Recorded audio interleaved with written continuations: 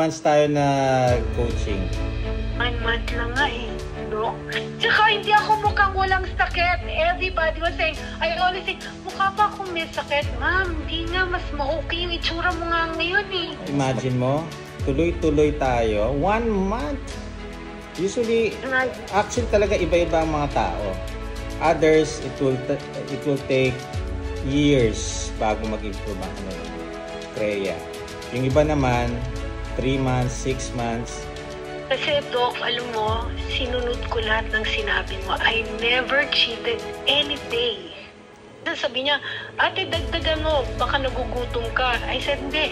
Yung sunodin natin yung sinabi, titisin ko yung gumaling lang ako. Oh. Which I did.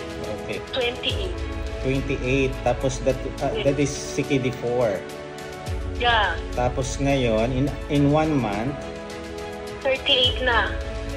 So that's CK3B. Diba? 3B na yon.